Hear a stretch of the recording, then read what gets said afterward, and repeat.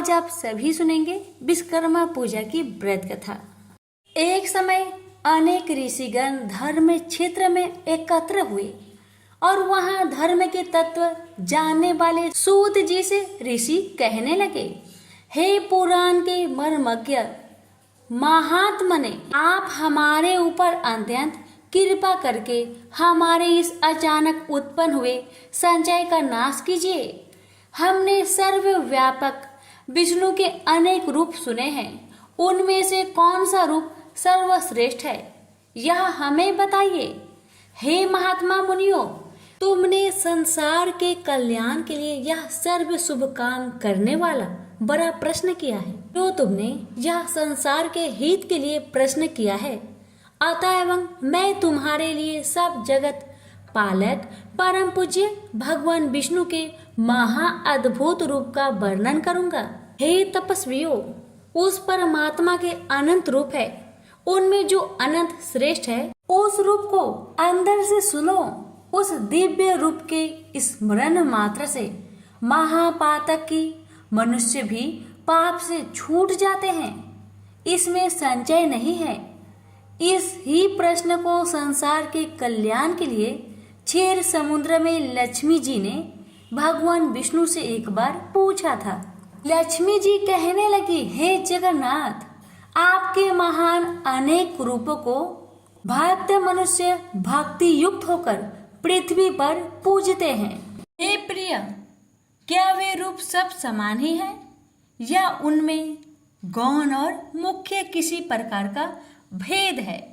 विष्णु भगवान बोले, हे प्रिय, जब मैं समस्त ब्रह्मांड को आत्मा में सहत करके अनुभव रूप से योग माया के स्थित होता हूँ, तब मैं एक ही बहुरूप धारण करूँ। इस प्रकार इच्छा करता हुआ अपनी माया के बस में हुआ। जीवों को कर्म भोग के लिए क्षण मात्र में असंख्य ब्रह्म लोक आदि लोकों को जिस रूप से रचता हूँ, हे देवी, उस रूप को मैं तुमसे कहता हूँ, तो ध्यान से सुनो। हे देवी, मैं यहाँ अद्भुत सब और तेज से व्यापक अनेक सूर्य की चमक से अधिक चमकने वाले विश्वकर्मा रूप को धारण करता हूँ और अनेक अंतरल मनुष्य सृष्टि की कामना करता हुआ सर्वप्रथम पुण्य आत्मा तपस्वी ब्रह्मा को रचता हूँ। उस ब्रह्मा की स्तुति यज्ञ और गान के प्रतिपादन करने वाले ऋंग यजु और सम की अच्छी प्रकार उपदेश देता हूँ। इसी प्रकार शिल्प विद्या प्रतिपादक अतर्क वेद भी ब्रह्मा को प्रदान करता हूँ। यह वही वेद है जिससे शिल्पी लोगों ने शिल्प निकालकर अनेक वस्तुओं की रचना की है। हे देवी, मेरे अनेक रूपों में यह विश्वकर्मा रूप मुख्य है। यही रूप है जिससे सारी सृष्टि क्षण मात्र में उत्पन्न होती है। इस विश्वकर्मा रूप परमात्मा के अद्भुत रूप का जो क्षण मात्र भी ध्यान करता है, उसके समस्त विघ्न नष्ट हो जाते हैं। जो शिल्पी श्री विश्वकर्मा के प्रज्वल दिव्य रूप का ध्यान से चिंतन करता है, उसके समस्त दुख विशीर्ण हो जाते हैं। प्रेम से बोलिए विश्वकर्मा भगवान की जय। यहीं पर विश्वकर्मा भगवान की प्रथम अध्याय समाप्त हुआ। अब सुनिए दूसरा अध्याय। सूत जी कहने लगे कि हे ऋषियों, इस प्रकार लक्ष्मी जी को अपने दिव्य रूप का वर्णन करके त्रिलोक के पति भगवान विष्णु चुप हो गए। ऋषि लोग बोले, सर्वधर्म के जानने वाले महाराज सूत जी, आपने यह दिव्य लक्ष्मी और भगवान विष्णु का दिव्य संवाद कैसे जाना? यह भगवान विष्णु को दिव्य विश्वकर्मा रूप किस प्रकार संसार में प्रसिद्धि को प्राप्त हुआ और कैसे संसार ने इस रूप को जाना? सूत जी बोले, हे मुनियों सुनो। जिस प्रकार मनुष्य को कामना का देने वाला यह समाचार मेरे कर्ण गोचर है। एक महर्षि अंगिरा नाम वाले हुए हैं, जिन्होंने हिमालय पर्वत के समीप गंगा तट पर बड़ा भारी तप किया था। वर्षा ऋतु में तो अवतरण रहित स्थान में, शीतकाल में भी, शीतल जल में भी, ग्रीष्म काल में धूप में बैठकर वह अंगिरा मुनि तप करने लगे। तप करते करते भी उन ऋषि का मन सुखी नहीं था और इधर उधर इस प्रकार दौड़ता था कि जैसे मृग इधर उधर भागता है। तभी उस समय अचानक आकाशवाणी हुई कि हे तपोधन, तू वृथा श्रम करता है, लक्ष्य से चूस हुआ। बाण कैसे अपने लक्ष्य को भेद सकता है? वह तेरी गति हो गई है और तू लोक में उपवास को प्राप्त हो रहा है। उत्पत्ति स्थिति संहार का करने वाला सबको अभीष्ट का फल सिद्ध करता महातेजस्वी विश्वकर्मा संसार में प्रसिद्ध है। उसका पंच मुख और दशा बाहु वाला महादिव्य रूप सरस्वती और लक्ष्मी से पूजित है। उसका तू दिन रात ध्यान कर। इस रूप का स्वयं हरि ने क्षीर समुद्र में उपदेश दिया है। आज भी उनके ध्यान से मेरे रोमांच खड़े होते हैं। अमावस्या के दिन सब कर्मों को छोड़कर व्रत का आचरण कर और उसी दिन विधि पूर्वक विश्वकर्मा जी की पूजा कर। इस प्रकार आकाश को गूंजा देने वाली वाणी को सुनकर अंगिरा मुनि बड़े विस्मय को प्राप्त हुआ और भगवान का ध्यान करने लगे। श्री विश्वकर्मा जी का ध्यान करते समय उनके चित्त में शिल्प ज्ञान का धारक अर्थ सहित अर्थवेद प्रविष्ट हुआ। उन तत्वज्ञ अंगिरा मुनि ने विमान रचना आदि की अनेक शिल्प विद्याओं का रस अर्थ वेद के ज्ञान से अविभार्व किया। यह संसार श्री विश्वकर्मा भगवान की कृपा से ही सुखी है, क्योंकि उनके बताए ज्ञान से ही आवश्यक ज्ञान आदि जगत बनता है। तभी से श्री विश्वकर्मा जी का महास्वरूप संसार में प्रसिद्ध हुआ। परंपरा से आए हुए इस कथनाक ने मेरे कानों को भी पवित्र किया है।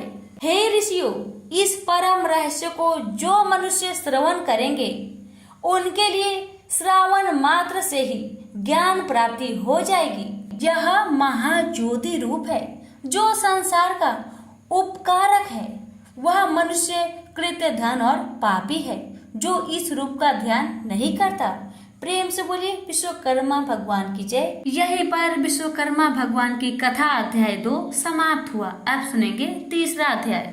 हे महाराज, आपसे कहे हुए श्री विश्वकर्मा के चरित्र को श्रवण करते हुए हमारी चित्त की तृप्ति नहीं होती है। जैसे अमृत के पान करने से देवताओं की तृप्ति नहीं होती है। अब भी श्री विश्वकर्मा जी के स्वचरित्र के श्रवण की इच्छा इस प्रकार बढ़ती जा रही है जैसे हवा से बार बार अग्नि बढ़ती है। सूत जी कहने लगे, हे मुनि श्रेष्ठो, एकाग्र मन से तुम जगत पूज्य सच्चिदानंद स्वरूप श्री विश्वकर्मा जी का दिव्य आख्यान सुनो। प्राचीन काल में एक परमगत नाम का राजा हुआ जो अपनी प्रजा को संतान के समान पालता था और सब धर्म के कर्मों में बिल्कुल प्रमाद नहीं किया करता था। वह अपनी प्रजा का स्नेह से शासन करता था और कभी भी दंड से प्रजा का दमन नहीं करता था। दरिद्रता से आंकात हुआ मनुष्य मेरा शासन मानेंगे, यह उसकी नीति नहीं थी। अतः वह राजा सदा प्रजा की वृद्धि के लिए यत्न करता था।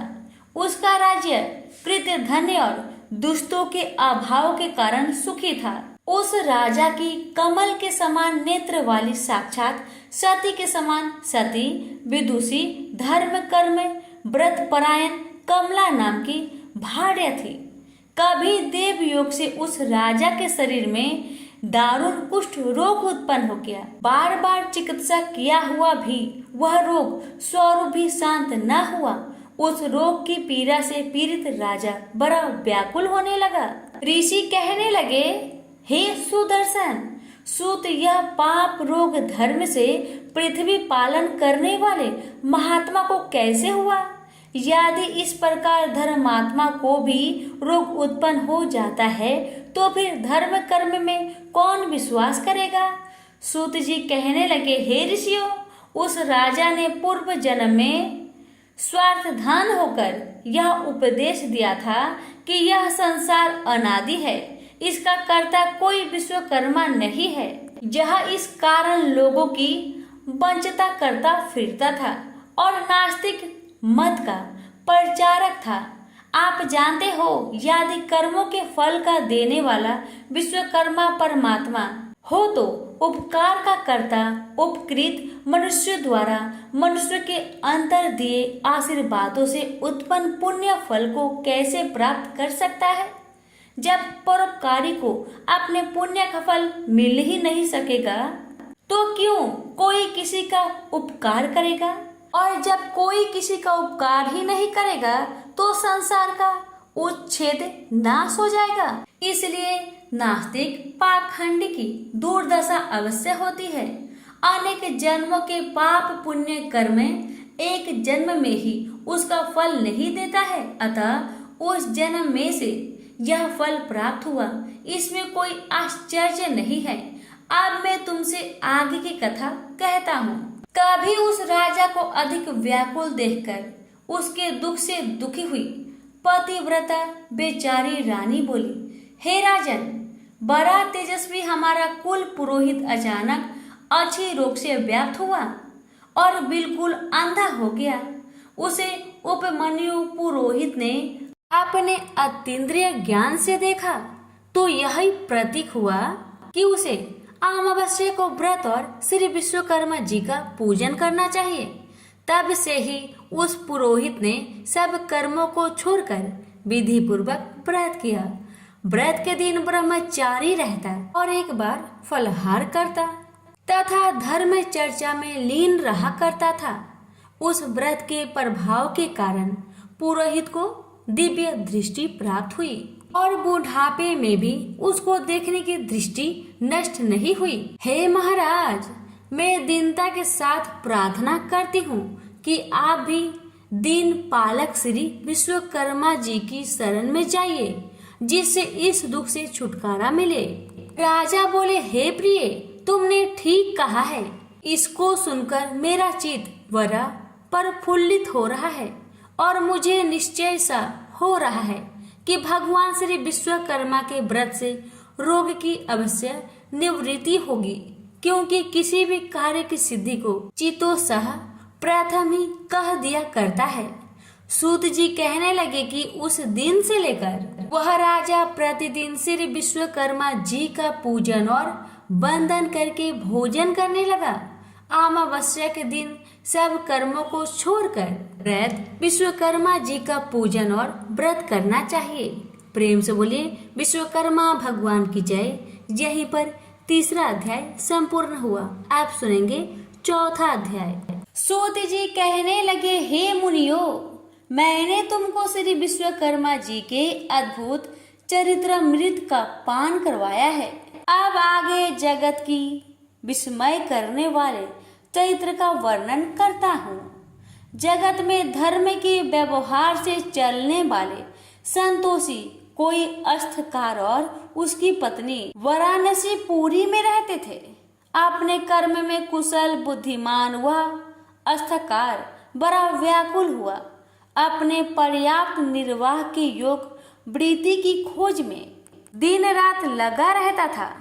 इस प्रकार लालच में पड़ा और सतत प्रयत्न करने के बाद भी कठिनाई से भोजन और अच्छा धन ही प्राप्त कर सकता था। उस अस्थकार की स्त्री पुत्र न होने के कारण नित सोच करती रहती थी कि मालूम नहीं बुढ़ापे में मैं कैसे निर्वाह होगा। इस प्रकार चिंता वह स्त्री की इच्छा से मंदिरों में महंतों के पास व्याकुल होकर मंत्र तंत्र आदि से पुत्र के अर्धे घूमने लगे।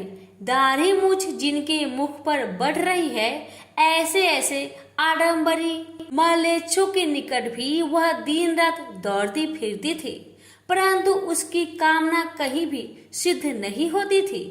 काश कुछ यमुना के बाल में जल के भ्रम से दौड़ती मृगी की तरह उसकी दशा हो रही थी। कोई कोई ठग मयूर पिच्छों की बनी हुई मोरछल के झाड़े से उनको बहकाता था और कोई भोजपत्र पर जंतर लिखकर उसको भुलावा देता था। कोई कोई धूर्त उसको कहता था कि मेरी देह में अमुक देवता आता है, वह प्रसन्न हो तेरे लिए वर प्रदान करेगा। यह कहकर श्वेत भस्म देकर घर भेज देता था। इस प्रकार स्वकीय दशा को प्राप्त हुए दोनों स्त्री पुरुष बड़े दुखी थे। उनको दुखी देखकर एक पड़ोसी ब्राह्मण बोला, हे रथकार, तू क्यों इधर उधर भटकता फिरता है? मेरी बुद्धि में तू सब तरह से मूर्ख प्रतीत होता है। तू वृथा ही सीखा और यवोपतित को धारण करता है, और तेरी भार्या भी बिल्कुल मूर्ख है, इसमें कोई संदेह नहीं। इन मिथ्या उपाय से संतान उत्पन्न नहीं हुआ करती है, और ना धन मिलता है, और ना कुछ भी सुख प्राप्त होता है। यह तो व्यर्थ की भाग दौड़ है। वे मनुष्य अज्ञानी हैं जो इस प्रकार के व्यर्थ उद्योग से अपने मनोरथ सिद्ध करना चाहते हैं। कहीं व्यर्थ उद्योग करने पर भी मनोरथ सिद्ध हुए हैं। इन मनुष्य से अधिक वे मूर्ख है जो मलेच्छों की पुक की अग्नि ज्वाला से अपनी संतान का जीवन होना समझते हैं।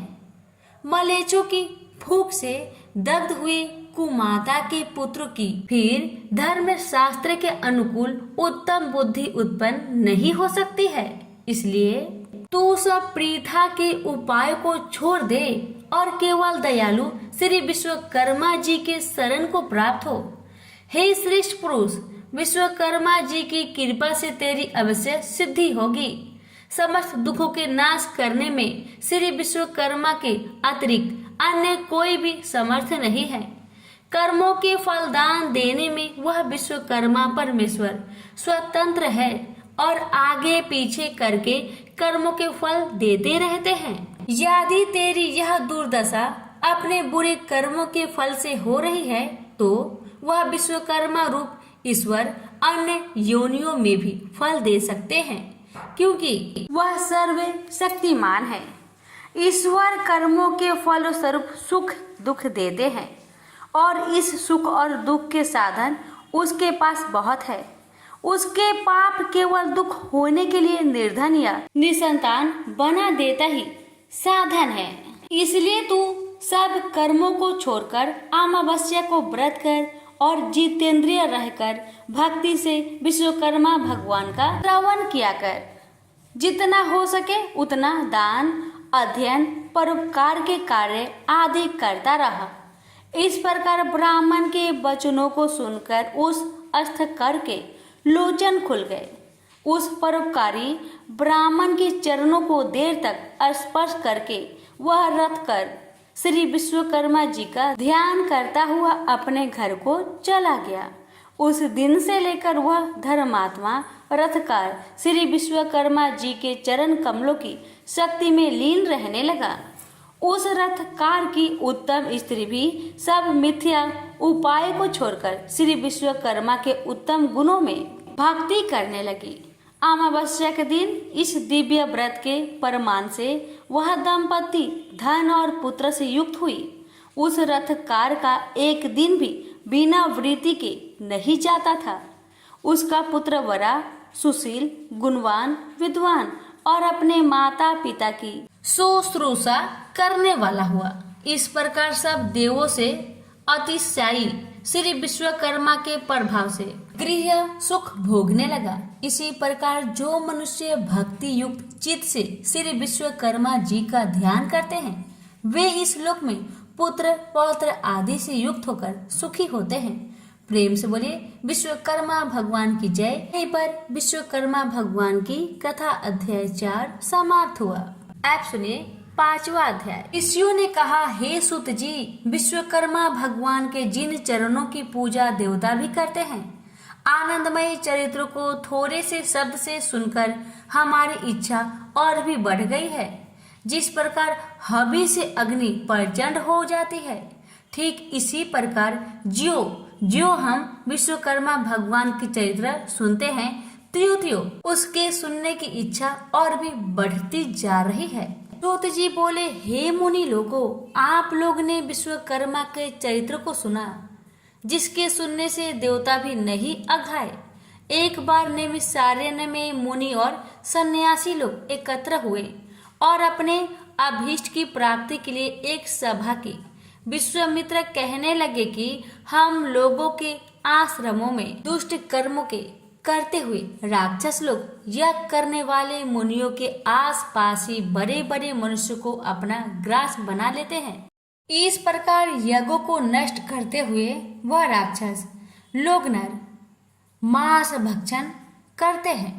मातक मुनि कहने लगे कि हमारी पूज्य पुरोहित उपमन्यु जो ब्रह्मचर्य व्रत में स्थित रहकर और कंदमूल खाकर सदा धर्म कार्य में संलग्न रहते हैं तथा जो प्रतिदिन सारे कर्मों को छोड़ परमात्मा का ध्यान करते रहते हैं तथा वो भी राक्षसों को नष्ट करने में समर्थ हो सकते हैं, इसलिए अब हमें उनके अनुकृत्यों से बचने का कोई उपाय अवश्य करना चाहिए।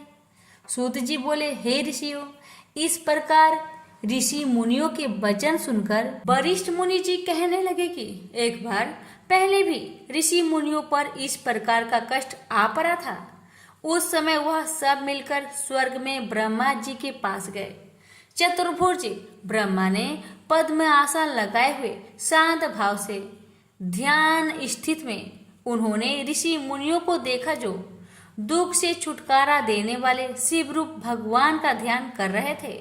उन प्रभु जो सबका पिता है यह सब बात आदि से अंत तक जान भी ली और ऋषि मुनियों को दुख से छुटकारा पाने के लिए विश्वकर्मा भगवान की कथा का उपदेश दिया।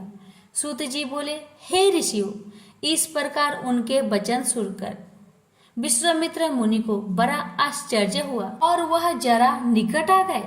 तब ब्रह्मा के बताए हुए और पक्के सुख के उपाय को सुनकर विश्वामित्र मुनि मन को प्रसन्न करने वाले वचन कहने लगे। विश्वकर्मा मुनि बोले कि मुनि लोग, आप लोग वरिष्ठ जी के कथन को सुनो।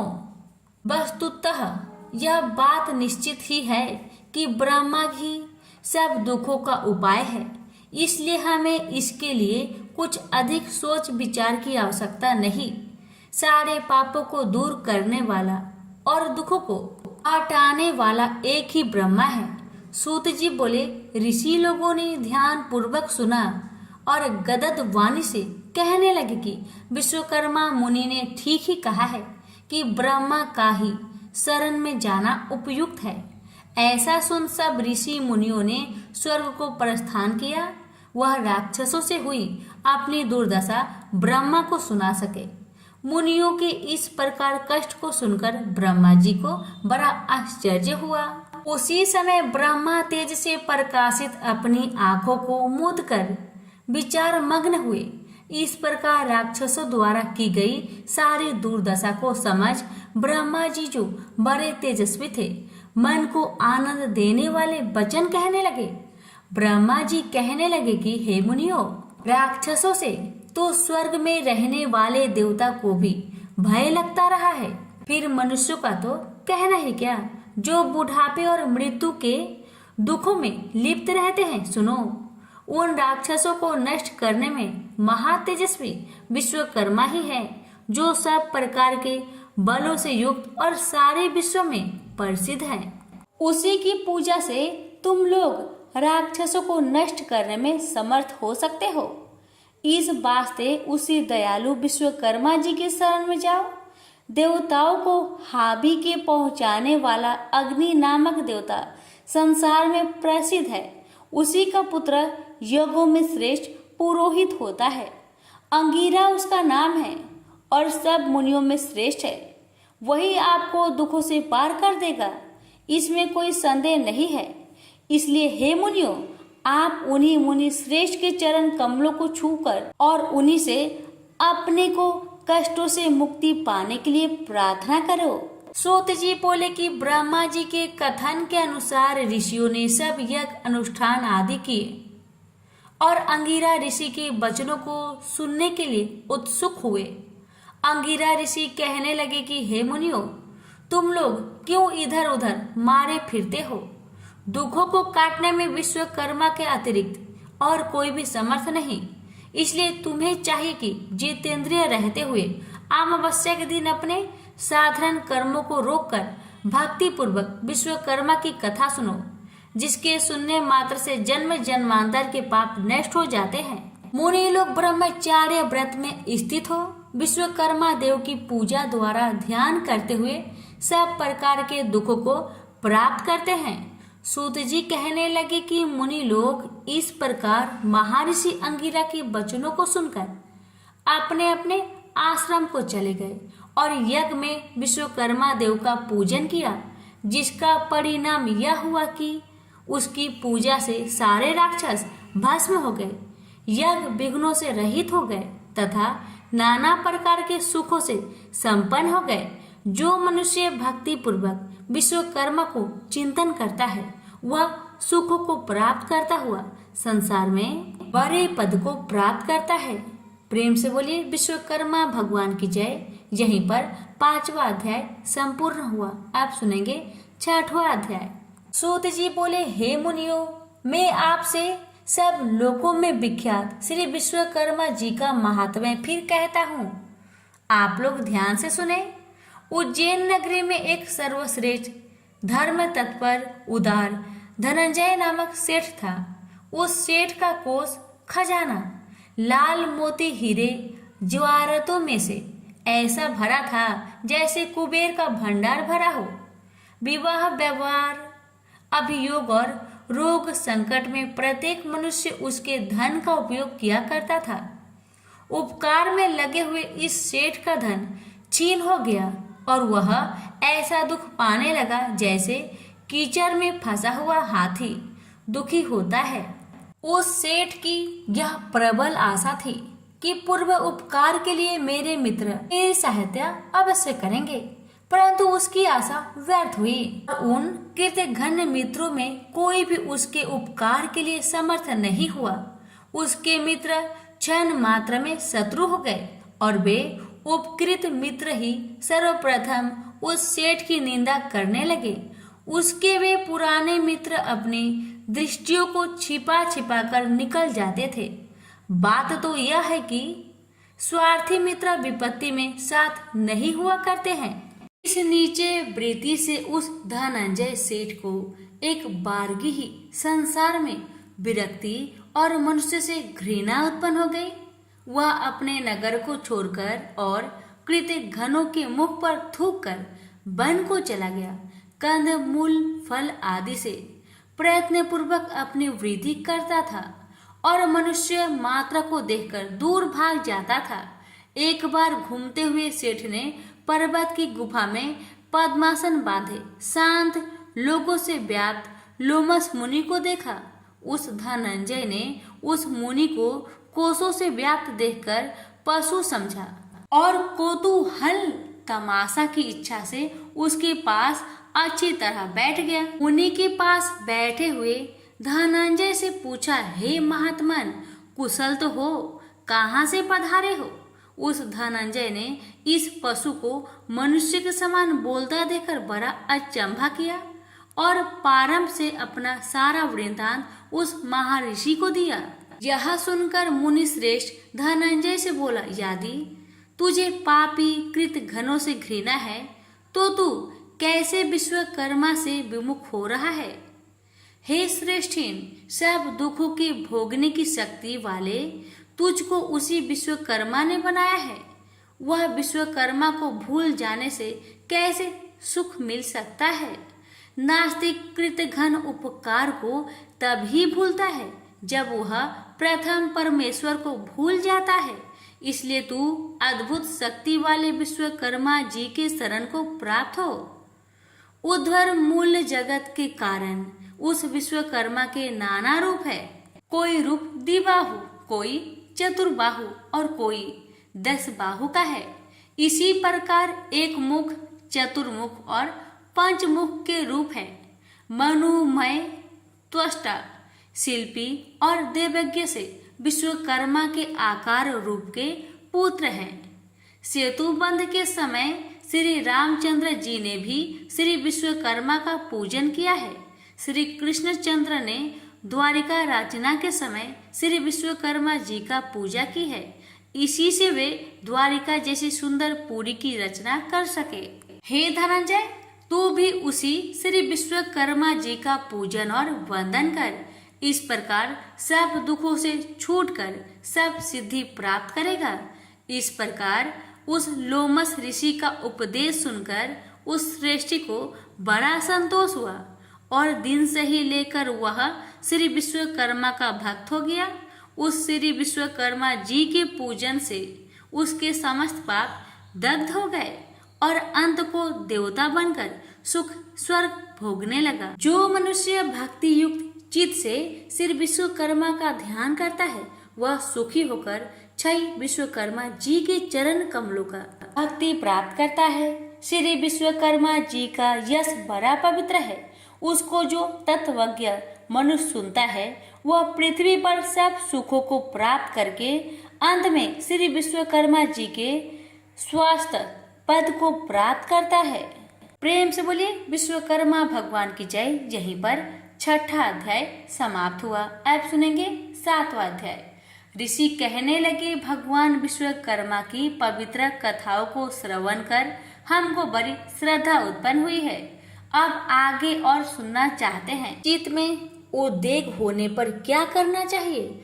दरिद्र किस प्रकार नष्ट होता है? मृत्यु सा अर्थात जिस स्त्री के उत्पन्न होकर बच्चा मर जाता है उसकी शांति का क्या उपाय है? हे तपोधन, पहले जन्म में किए गए पाप इस जन्म में फल देते हैं। रोग दुर्गति, अमिष्ट वस्तुओं का नाशक और समसेत पीड़ाओं के हरण करने वाले भगवान विश्वकर्मा के पूजन को कहता हूँ। दूध पीने वाले छोटे बालकों तथा तरुण बालकों का मरना मृत्युवत्सा अस्त्रा का सल्लित के लिए और चित्त का वैकल्प दूर करने के लिए भगवान विश्वकर्मा का पूजन करना चाहिए। प्राचीन काल में रथांतर कल्प में एक दंत वाहन नाम का राजा हुआ। वह सूर्य के समान प्रभावशाली लोगों में प्रसिद्ध था। उसी का कृतवीर्य नाम का एक प्रतापी पुत्र हुआ जो 7 द्वीपों प्रयत्न पृथ्वी की शासन करता था। उस राजा के 11 पुत्र पूर्व जन्म में किए पाप के बस पैदा होते ही नष्ट हो गए। तब तो रानी शोक करती हुई पृथ्वी पर पखारे खाती हुई रुदन करने लगी और राजा से बोली कि मैं अपने यौवन को नष्ट करके पुत्रहीन कैसे धैर्य धारण करूं। तब राजा अपनी स्त्री को संतोष दिलाकर गुरु के घर ले गया और प्रणाम कर बोला, हे भगवान, मेरे पुत्र होकर मर जाते हैं। यह किस देन की मुझसे अवहेलना होती है, सो कहिए। क्योंकि दिन रात उत्पन्न हुए पुत्रों की याद करके रानी बहुत रुदन करती है और धैर्य धारण नहीं करती है। गुरु बोले, हे राजन, अब शोक मत करो। तुम्हारे एक वंश को बढ़ाने वाला चिरंजीवी पुत्र होगा। देवों के देवेश भगवान विश्वकर्मा का पूजन करो। उनके प्रसन्न होने पर अवश्य फल सिद्धि होगी। उनकी पूजा के आगे अन्य देव की पूजा से क्या। तब राजा ने धर्म से दृढ़ होकर अपनी पत्नी सहित भगवान विश्वकर्मा का पूजन किया। वस्त्र आभूषणों से ब्राह्मणों को संतुष्ट किया। तब भगवान विश्वकर्मा के प्रसन्न होने पर उसकी स्त्री ने गर्भ धारण किया और 10वें महीने में सुंदर से पुत्र को जन्म दिया। तभी से वह विश्वकर्मा का महीने महीने में पूजन करने लगा। अंत में बैकुंठ को गया। मृत वत्सा को शक्ति के लिए चित्त का भ्रम होने पर विश्वकर्मा प्रभु का अर्चन करना चाहिए। ऐसा करने से मनुष्य की इच्छाएं पूर्ण होती है। दरिद्रता का नाश, बाल पीड़ा और दुख स्वप्न का भय नहीं होता। तो प्रेम से बोलिए विश्वकर्मा भगवान की जय। यहीं पर हमारी 7वां और अंतिम अध्याय समाप्त हुआ। सारे भक्तों, अब आइए श्रवण करें सभी व्रतों में सुनी जाने वाली गणेश भगवान की व्रत कथा।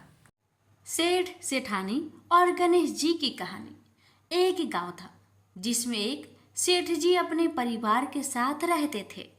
सेठ जी का गांव के पास के ही शहर में बड़ा व्यापार था। सेठ जी गणेश जी की पूजा श्रद्धा एवं विश्वास से करते थे, जिससे सेठ जी के घर में अन्न धन के भंडार सदैव ही भरे रहते थे उनके जीवन में किसी भी प्रकार की कोई कमी नहीं थी। नित्य प्रतिदिन नियम अनुसार रोज वो नदी पर नहाने जाते और आकर गणेश जी का पूजन करते, उन्हें भोग लगाते और फिर स्वयं भोजन करते थे। यह बात सेठानी जी को अच्छी नहीं लगती थी। वो धार्मिक नहीं थी और ईश्वर में इतना विश्वास नहीं रखती थी। एक बार सेठानी जी ने सोचा कि यह इतना गणेश जी को मानते हैं, गणेश जी की पूजा करते हैं, इससे होता क्या है? आज तो देखती हूँ वो कैसे गणेश जी की पूजा करते हैं। अगले दिन जब सेठ जी नदी पर नहाने जाते हैं तो सेठानी जी गणेश जी की मूर्ति को उठाकर मूर्ति को कपड़े से ढककर बगीचे में जमीन में दबा देती है। जब सेठ जी नदी पर से नहाकर घर आते हैं और देखते हैं कि गणेश जी की मूर्ति तो मंदिर में नहीं है, तो वो सेठानी से पूछते हैं, गणेश जी की मूर्ति मंदिर में नहीं है, कहाँ गई? तो सेठानी जी बोलती है, मुझे नहीं मालूम, मूर्ति को घर में बहुत ढूंढाते हैं। उस दिन क्योंकि वो गणेश जी को भोग नहीं लगा पाए, इसके लिए सेठ जी ने अन्न जल का भी त्याग कर दिया और गणेश जी से प्रार्थना करने लगे, हे प्रभु, लगता है आप मुझसे रुष्ट हो गए हो और कहीं चले गए हो। आप अपनी कृपा दृष्टि मुझ पर बरसाइए। ये प्रभु, मुझे दर्शन दीजिए। सेठ जी ने मन ही मन सोचा कि आपसे जब तक आप मुझे मिल नहीं जाते, मुझे दर्शन नहीं दे देते, तब तक मैं अन्न जल का त्याग करता हूँ। उस दिन पूरा निकल गया। रात्रि में सेठ जी की भक्ति से प्रसन्न होकर गणेश जी भगवान ने सपने में गणेश जी भगवान एक छोटे से चूहे के साथ खेल रहे होते हैं और चूहे को खाने को लड्डू देते हैं। चूहा लड्डू लेकर बगीचे में जाता है और जमीन को खोदता है और लड्डू वहीं डाल देता है। अचानक सेठ जी की नींद खुल जाती है। सेठ जी बगीचे में जाते हैं और वहीं खोदते हैं जहां उन्होंने सपने में देखा था, और वहीं से उनको थोड़ी सी जमीन खोदने पर कपड़े में लिपटे हुए गणेश जी की मूर्ति मिलती है। सेठ जी गणेश जी की मूर्ति की पूजा करके उनको यथास्थान स्थापित करते हैं और सेठानी के पूछने पर सारा वृत्तांत उन्हें सच सच बताते हैं। बात जानकर सेठानी जी को आश्चर्य होता है और सेठानी जी मन ही मन श्रद्धा एवं विश्वास से गणेश जी भगवान की भक्त बन जाती है और सेठ जी से कहती है कि मुझसे बड़ा भारी अपराध हो गया है। अब हम दोनों पति पत्नी प्रेम सहित गणेश जी भगवान की आराधना करेंगे एवं उनकी पूजा में कभी कोई कमी नहीं आने देंगे। यह सुनकर सेठ जी अत्यधिक प्रसन्न हो जाते हैं और दोनों पति पत्नी गणेश जी भगवान को धन्यवाद करते हैं। जय बोलो, गणेश जी भगवान की जय हो, सदा ही जय हो। प्रभु अपनी अनुकंपा सेठ सेठानी के समान ही हम सभी पर बनाए रखना। कहानी सुनने वालों की सभी मनोकामनाएं पूर्ण करना।